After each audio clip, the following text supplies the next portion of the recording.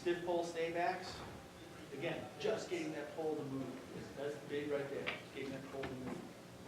You can keep moving back to about, you can max out about 3 lefts. Okay. Again, staying behind the pole, getting the pole to move. You can swing on the pole as you do this, learn how to swing. Using that long takeoff leg to swing up over your head. Kids will want to do either pull themselves up or pick their feet up. And we want them to stay long as they swing, especially with their takeoff leg. Gymnasts will tend to immediately drop their and connect their knees. Okay? That's again where we tell them, no, we want the ugly power of the stride. Okay? They'll also tend not to try not to bend at the waist. We do want a little bit of bend at the waist. Okay? Of course, Sergey Bubka does it best. Yeah, not bad, huh? Here's Sam Kendricks actually doing full vaults from, I think it's 3 or 4 lefts and a completely stiff pole, clearing 16 feet. So again, if the kids complain about doing these drills, you just tell them, hey, guess what? He can do it, you can do it. Even on that. Then we get into our exaggeration drills with the bent pole. This is where we try and exaggerate everything about the takeoff without worrying about trying to get height. Okay? We usually put them on a pole that's a little short, a little soft. Okay, so the bend is nice and easy for them once they learn how to bend the pole. And then again, you just look at it to exaggerate, getting the hands up, driving the chest, driving the knee, getting that pole to move, and staying behind the pole as long as you can. Okay? Eventually you do add a swing. And again, we're not looking for height on these, we're looking for movements. Okay? When you do these drills right, you're going to catch the pole where it's already gone way past where it is. You're going to catch the pole at its highest point. You catch it when it's gone way past where it is. Then you can add a full turn off the top of it and push off the top of the pole to learn that motion. Then eventually you can do it on a pole that's more suited for them in a competition style. Okay? But it's easier to learn them again from short runs and soft poles. And as a matter of fact, we do a lot of our jumping from short runs. We do full jumps off it. This kid was doing a 3 left run at a 12-6 pole. This was a 14-10 bungee. So you can get pretty big heights even off these short runs. Is it optimal? No. But it allows you to take a lot more practice jumps, and it's a lot easier to change technique when you're going from these short runs, short grips. Okay, there's the end. Got through all those slides at the end. Anybody have any questions? I have a question about competition. Yes. When it's wet out. When you talked about safety earlier in your first presentation, you said that safety comes first. Yes. That's my thought. Wet is probably the most difficult of the 3 to deal with, besides anything cold. Wet is probably the one where I become the most conservative. If I see anybody sliding down the pole, immediately stop. I'll have kids chalk up their hands to dry up their hands. They'll chalk up the poles. We've got sticky spray. Whatever we can do to keep their hands on. But as soon as you see someone slide down, it's over. As a coach, I do not have the pole out during a wet or partial sleeting type of day in the early spring. The heavy rain? Yeah. In championship competition, we listen to the official judges and runners of the event, so. Yeah, as an official myself, I go towards the conservative side. As soon as I vaulted for 10 years or so, anytime when I'm officiating and it starts raining, I'll often go and pick up the pole and see how I feel. And they're like, there's no way I'm going to jump, there's no way the kids are going to jump. And I'll even go into the left short server. It's kind of iffy, they're not jumping.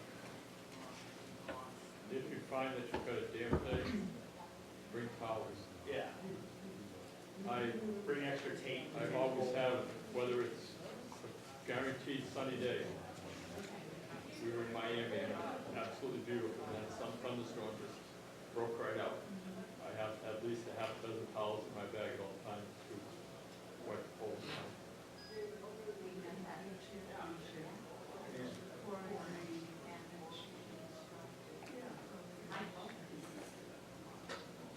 That's unfortunately is a judge's call, but if you feel like your athletes are not safe, take your athletes out of the I'm event. an official too, so, Yeah. but I wasn't officiating. Oh, I understand. So I said, oh, we gotta stop it. We both had athletes that were at the top. Yeah. Nobody had it, it was a couple years ago, it was written in New England, you guys there for that? Oh, I was there. Where you had like the 3 different stoppages because of rain. But again, it's better to be safe than sorry. Yes, sir. How do we signed up, are you gonna send us that, or do we need to request it and send it? No, if you sign up on that pad right there, I will put you guys, the share Google Doc. I'll get you on there. We've also got some other stuff, we got a couple of, a lot of drill videos, a lot of professional videos, and some share drive. A lot of cool stuff on there. But it'll also get you signed up for our mailing list. So you get to hear about our practices, clinics, and whatever you guys. Hey, if you guys want clinics at your place, we're more than happy to travel. We like to pull them. You do it all, don't you? I don't have a wife and kids, so I get to take a lot of free time. If I did have one, I did have a wife and girlfriend, they're gonna kill me.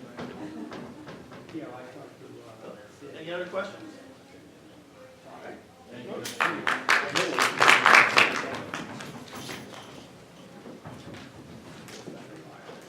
Who's next? Over here.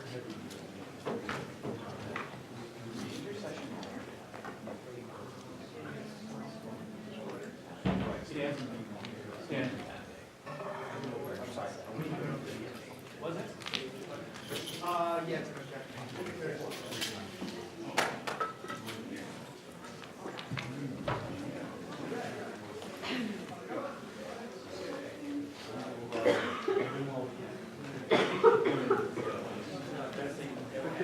Doug, make sure you talk about this like, yeah. You have to say it? Yeah, I get that too. What am I going to see? Good. For snowball? Yeah. Did you get the snow? Oh, yeah. It almost melted the entire canal, that was all the way up. You know, this stuff over the rules, you need to go to it. Yeah.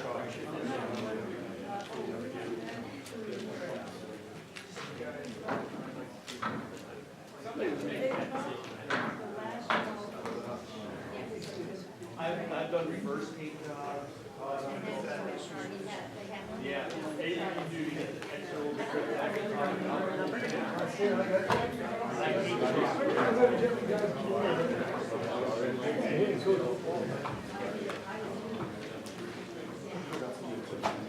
I got some options up too.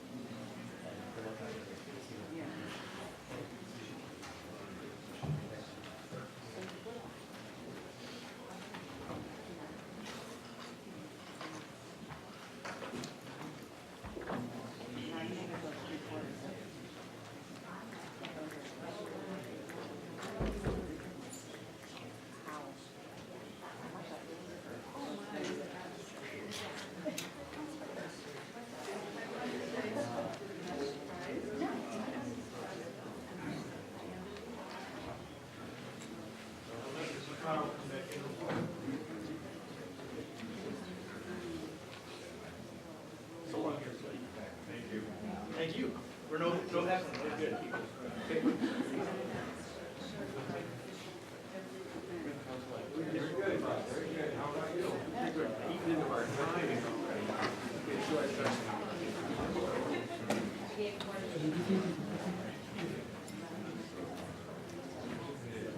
First, oh, I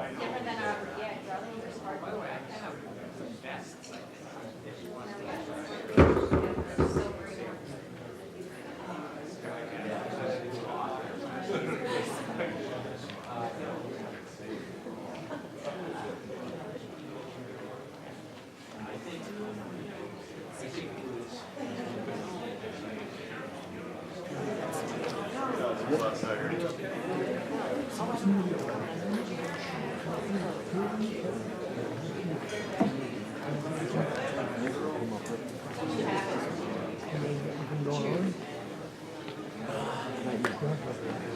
thinking about it? Yeah, I'm thinking a couple years ago. We're gonna apply for it. We're gonna do it like that. You really better actually- see that as a lot here in the field. It's funny. Yeah, right there. They would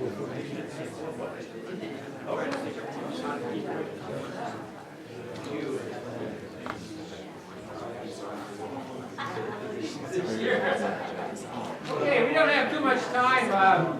People have been eating into our time. We gotta be out of here in 15 minutes, so we'll do this relatively quickly. I'm Stan Lightford. I coach at Portsmouth, and I'm just here to ask questions, really, and not present too much.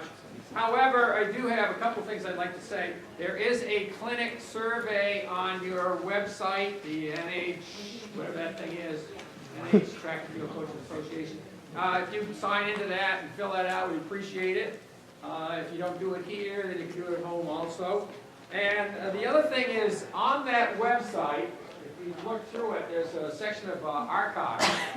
I put together all the meet champions in the spring back to 1976, and all the Class L, which is now Division I, back to 1976, and all the winter back to 1976. There are some holes and there are some ugliness in there. If you want to look through it and you've got something better, please send it to me. I'd like to put it on. For instance, we have no 1993 boys indoor track results. Larry lost it someplace. So I have no idea where it is. If some of you have it, I'd like to get it on the website. So check the website if you'd like to see what history is and see, oh, that kid really did do that, or that my assistant coach really is as good as she said it was. All right, I always am interested in listening to what people have for favorite workouts. You get stuck in your own workouts, at least I do, and I do the same thing year after year, so I talk to people and they give me some ideas and it kind of makes sense. So what I've done is I kind of primed the pump. I'd like to hear any of your ideas, but I have to anticipate many of you will sit here and not say anything at all. So I asked Rick Elliott if he'd give us a few ideas of what he has. He may use up the whole 15 minutes, I'm not sure. But Rick, all right, so just to demonstrate, do I have anyone who'd like to do some movement today? Very quickly, all I need is some push-ups and I need some body weight squats today. That's all I need. So would you come up for me? So this is the way I'm going to do this on day one of practicing indoor. I'm going to say, all right, find an athlete with equal ability, partner up. So one of you will be A, one of you will be B. Make a decision, gentlemen. All right, so the thing that I want is I want proper technique number one, and I want it done with speed. That's how we get power. Now you can use this, you can generalize this to most events, but in particular, I want to change, or I want to train mindset. So I call this workout AA. It's attitude adjustment. So, Keith, I've been blessed to watch you as an athlete, but right now you're going to demonstrate the perfect push-up. So perfect. All right? Okay. Now, athlete, you are athlete B? Yes. Athlete B, you are going to count out loud his perfect push-ups. Now, we're going to define the behavior. And the behavior is that, Keith, the only way your push-up will count is if your upper arm is parallel to the earth. So, when you count out loud, all right, you will only count the push-ups that he's going to give us in 15 seconds with perfect form. Coach, are you ready? Yep. Set!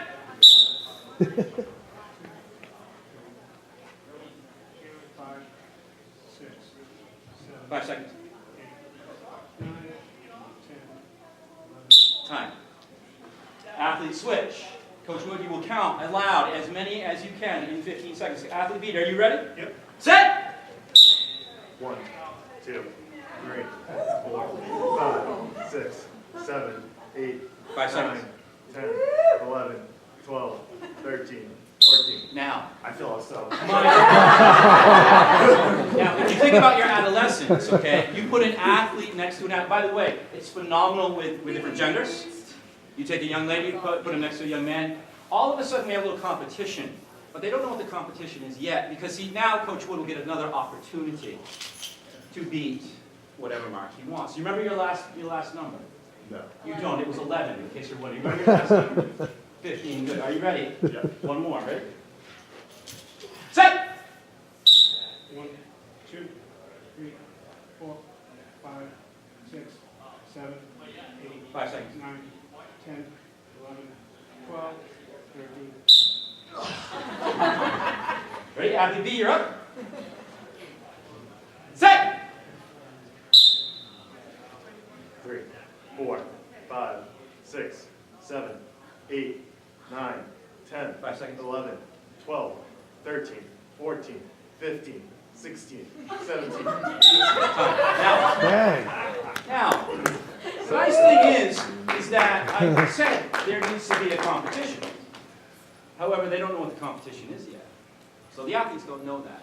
And in my world, we motivate with burpees. So what I mean is that those individuals who don't win the competition get to express themselves with burpees at the end of the competition. So now what we would do is we would move on to another activity, okay? And then at the very end of the activity of AA, this is the thing. You see, Coach Wood, you now have a goal that you've met, right? Yes. See, and that was 13, if I remember correctly. Yes. Yes, and Coach, you had 17, correct? Something like that. See, what I believe in the most is the generalization of what we do for a living. Because the only person on this earth that you have to be better than every single day is yourself. See, they did that for each other just now. And that's what we believe in at the mountain, is that we work for each other first. But ultimately, this sport requires you to find the inner motivation to do the best you can every single day. It's the personal goal. It's the personal record. It's the PR that we celebrate. You see, because Coach, right now, if you don't beat your best mark, you're going to do 10 burpees. All right. All right. Here we go. Ready? Set! Come on. Let's go, Coach. Come on. I hope you're counting, Coach. 6. 5 seconds. Come on. Beat your goal? Yes. Well done, young Hey. man. Well done, young man. All right, Coach. Here we go. Here we go. 17 now, Coach. 17. You got the whole team cheering you on. Here we go, Coach. Ready? 3, 2, 1, go! 2, 3, 4, 5, 6, 7, 8. 10 seconds, 9, Coach. 10, 11, 12, 13, 14, 15, 16, 3, 17, 2, 18, 1. 19.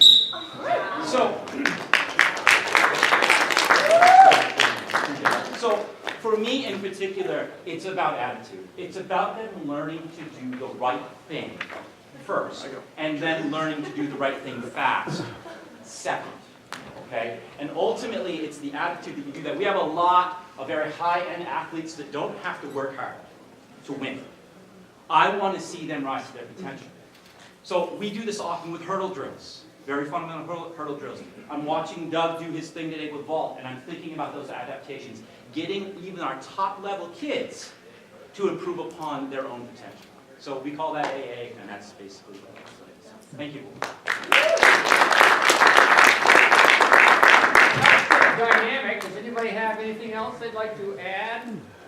I've seated a few strange people in the crowd that would speak up if I needed any help. But anybody have a workout that they'd like to share that you would like to show your kids or you do with your kids?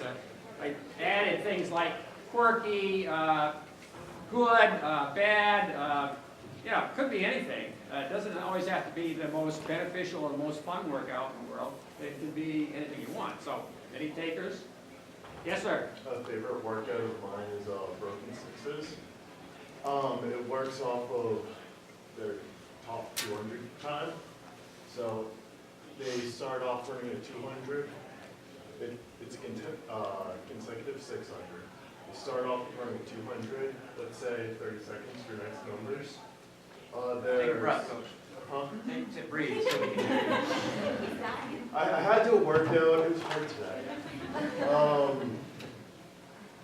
So their first 200, let's say, is 30 seconds. Their second 200 is their recovery 200, in which they're doing it at around 45.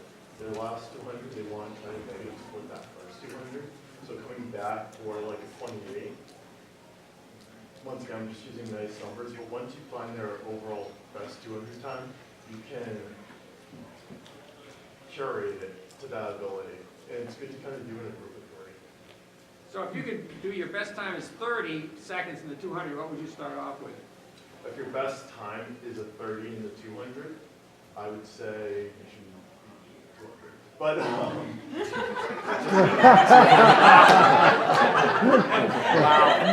Just remember that I'm a girls track coach. okay, so if your best time is a 30, then maybe starting off with like 34 for that first 200.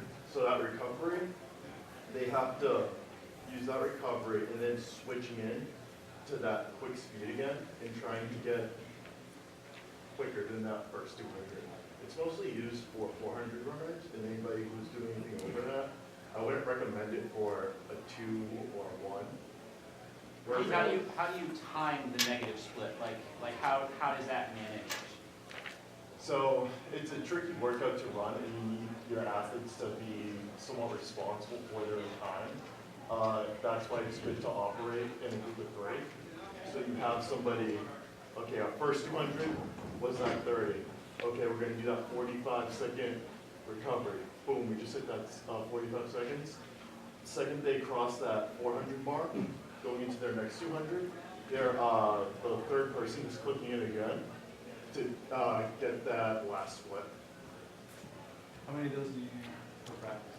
Broken 6 it's a hard workout, and usually we'll see their first 2, they'll be able to hit that time. The second they get over to like 3 or 4s, that's when you're going to see the struggle, and that's what I think makes the difference. And you'll see it work out more for 400 runners than anyone. Any other takers on workouts that you have, think that yours is the best workout? Yes, Well, ma'am. not the best workout, but my distance girls really love the cut down miles. Explain. So like for my 5K, like my cross country girls, double with the 3,200 and 50 or 3,000 and the 1,500 indoor.